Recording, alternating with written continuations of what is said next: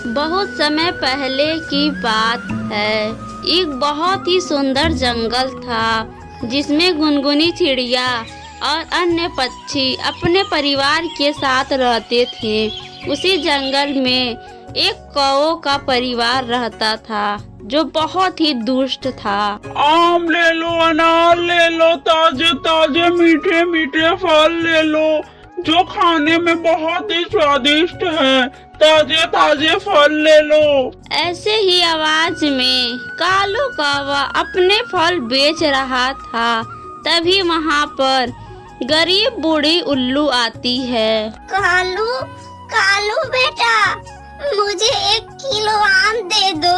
हाँ हाँ, क्यों नहीं बूढ़ी माँ, एकदम ताजा है मेरा फल और बहुत ही स्वादिष्ट भी है। रुके, अभी देता हूँ 1 किलो आम। कालू कौवा 1 किलो ताजा ताजा आम पैक करके बूढ़ी उल्लू को देता है। कालू कालू बेटा, तुम मेरे बेटे के समान हो। आज मेरे पास पैसे नहीं हैं, इस फल को ले जाने दो। मैं तुम्हें इस फल के पैसे कुछ दिनों में दे दूंगी। क्या कहा बुढ़िया? चल रख मेरे ताजे ताजे फल। मैं यहाँ फ्री में फल नहीं बेच रहा हूँ। ना जाने कहाँ कहाँ से आ जाते हैं ये गरीब लोग। चल अब निकल यहाँ से, गांव बसे ही नहीं लुटेरे पहले आ गए। कालू कौवे की इतनी बात सुनकर बूढ़ी उल्लू वहाँ से उदास होकर चली जाती है। बेटी, तुम दोपहर में पीने के लिए पानी तालाब से लेते आना। मैं तुम्हारे पिताजी के लिए खाना लेकर दुकान पर जा रही हूँ। मम्मा मम्मा, मैं भी आपके साथ दुकान पर चलूंगी। नहीं नहीं बेटी, तू नहीं जा सकती दुकान पर। तुम्हारे पिताजी नाराज हो जाएंगे। नैना कौवी अपने पति के लिए खाना लेकर दुकान पर जाती है। कालू कालू जी, आप खाना खा लो। क्या कोई फल बिका?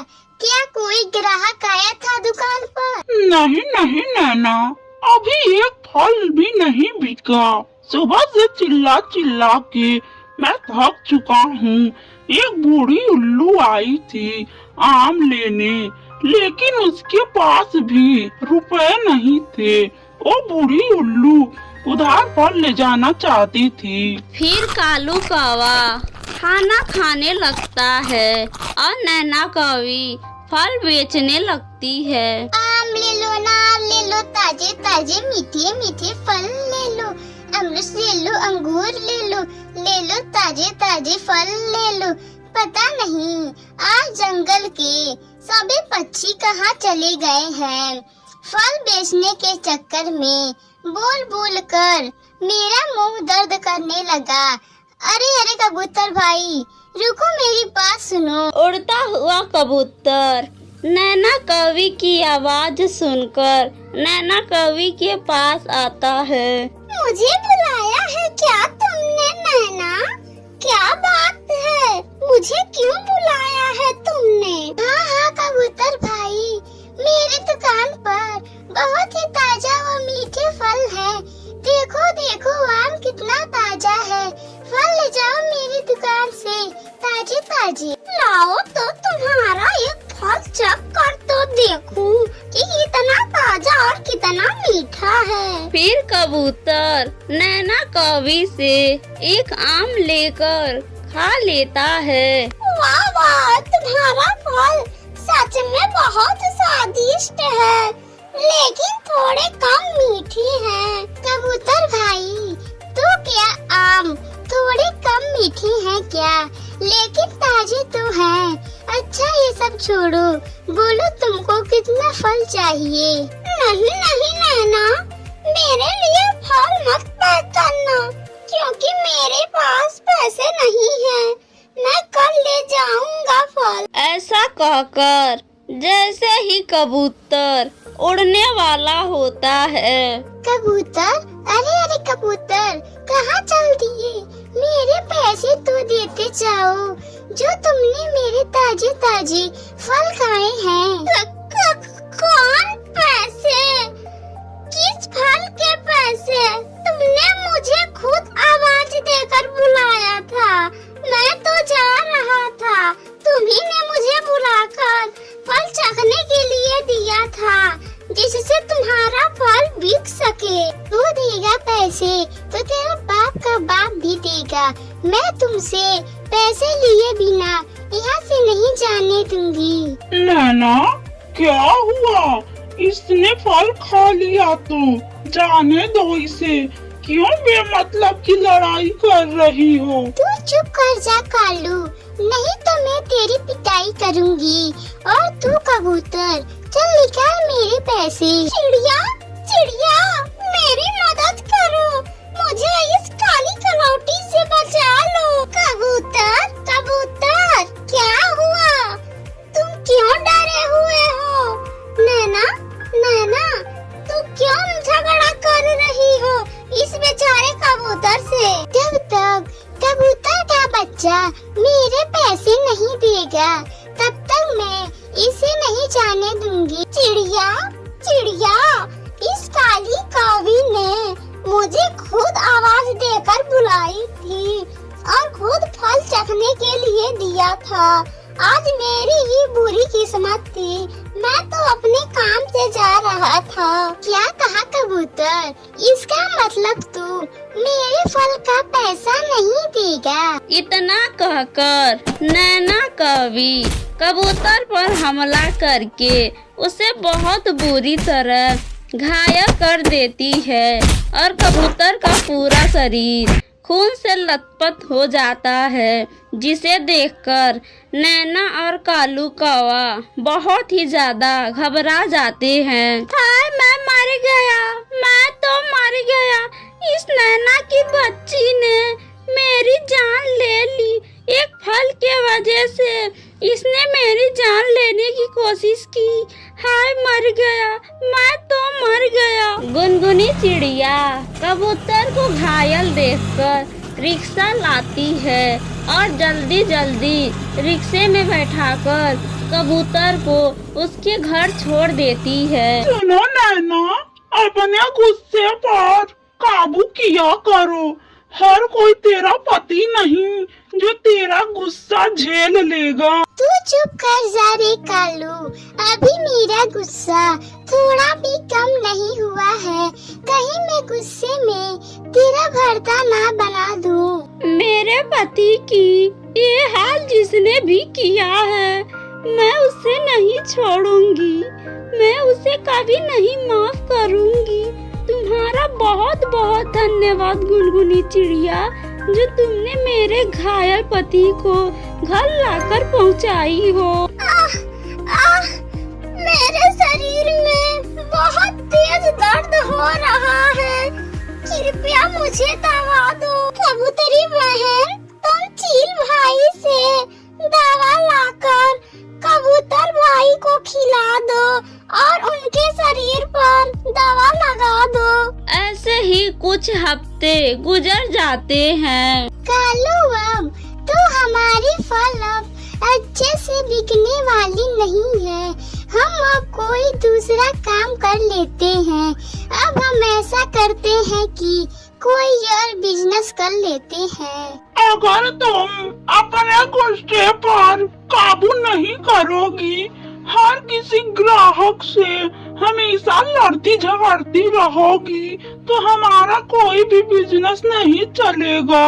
क्या करूं कालू जी, मुझे अपने गुस्से पर काबू ही नहीं होता है।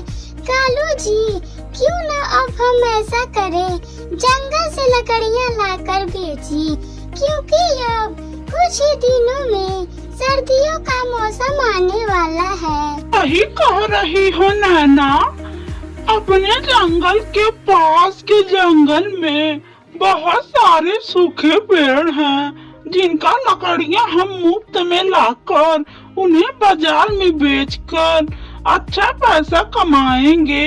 फिर उसी दिन से कालू और नैना दूसरे जंगल से सूखे लकड़ियाँ लाकर बाजार में बेचने लगते हैं।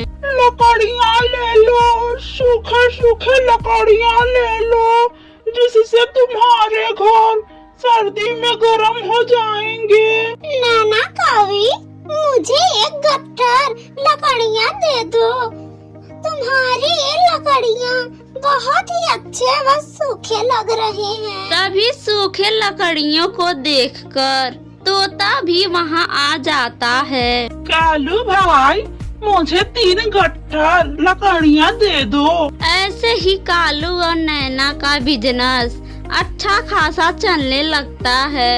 ऐसे ही एक दिन कालू कौवा और नैना कौवी लकड़ी तोड़ने जाते हैं। कालू कौवा लकड़ी तोड़ने लगता है और उसे नीचे गिराने लगता है। नीचे से नैना कौवी लकड़ी को इकट्ठा करके उनका गट्ठर बना रही थी। तभी पेड़ पर से एक डाली टूटकर नैना कौवी के ऊपर गिर जाती है। हाय रे, मैं मर गई। कालू, मेरी मदद करो, मुझे इससे बाहर निकालो, नहीं तो मैं मर जाऊंगी। कालू तुरंत आता है और कोशिश करता है टहनी को हटाने के लिए, लेकिन कालू से वह टहनी जरा भी नहीं हिलता है। तभी वहाँ से गुनगुनी चिड़िया अपने घर जा रही थी। तभी नैना कवि को टहनी के नीचे घायल देखकर तुरंत ही वहाँ आ जाती है। चिड़िया चिड़िया, मेरी सहायता करो, मेरी पत्नी की जान बचाने में, कृपया इस टहनी को हटाने में मेरी मदद करो। गुनगुनी चिड़िया और कालू जी, अगर और कुछ देर तक मैं टहनियों के नीचे रही तो मेरी जान निकल जाएगी। कालू भाई, आप एक तरफ से टहनी को हटाएं और मैं दूसरे तरफ से टहनी को हटाती हूँ। गुनगुनी चिड़िया और कालू कौवा नैना को बाहर निकालने के लिए बहुत कोशिश करते हैं, मगर वो दोनों असफल हो जाते हैं। अब तो केवल एक ही लोग हैं जो नैना को अपने ताकत से बाहर निकाल सकता है, वो है कबूतर। मैं जा रही हूँ कबूतर भाई को बुलाने। अरे गुनगुनी चिड़िया, मत जाओ कबूतर को बुलाने, वो नहीं आएगा। मैं उससे झगड़ा करके उसे बहुत मारा था, जिसके कारण वो बहुत बुरी तरीके से घायल हो गया था। आप झेलो नैना, मैंने तुमको बहुत समझाया था कि बेमतलब किसी से लड़ाई नहीं करते, सबसे मिलजुल के रहते हैं। तुम दोनों परेशान ना हो, कबूतर भाई बहुत ही साफ दिल के हैं, वो जरूर आएंगे। मैं उन्हें अभी बुलाकर लाती हूँ। गुनगुनी चिड़िया कबूतर को बुलाने चली जाती है। कबूतर भाई जल्दी चले, नैना कवि एक टहनी के नीचे दब गई है। आप अपने ताकत से नैना कवि की जान बचा लें, उसकी मदद करें कबूतर भाई। अरे नहीं, मैं नहीं जाऊंगा गुनगुनी चिड़िया। उस नैना की बच्ची ने मुझे एक आम के लिए बहुत बुरे तरीके से मारा था। कबूतर जी, उस बात को छोड़ें, गुनगुनी चिड़िया की बात मान लें। आप जाएं और नैना कवि की मदद करें। फिर कबूतर गुनगुनी चिड़िया की बात मान जाता है और चिड़िया के साथ नैना की मदद करने चला जाता है। कबूतर भाई जल्दी से इस टहनी से नैना कवि को बाहर निकालें। फिर कबूतर अपने ताकत से नैना कवि को टहनी से बाहर निकालकर उसकी जान बचा लेता है। कबूतर भाई, मुझे माफ कर दे, मैं अपने किए पर बहुत ज्यादा शर्मिंदा हूँ। मैं आगे से किसी भी पक्षी से झगड़ा नहीं करूँगी, सबसे अच्छे व्यवहार बनाकर रहूँगी। फिर कबूतर नैना कौवी को माफ कर देता है और सभी पक्षी मिलजुल कर खुशी खुशी रहने लगते हैं।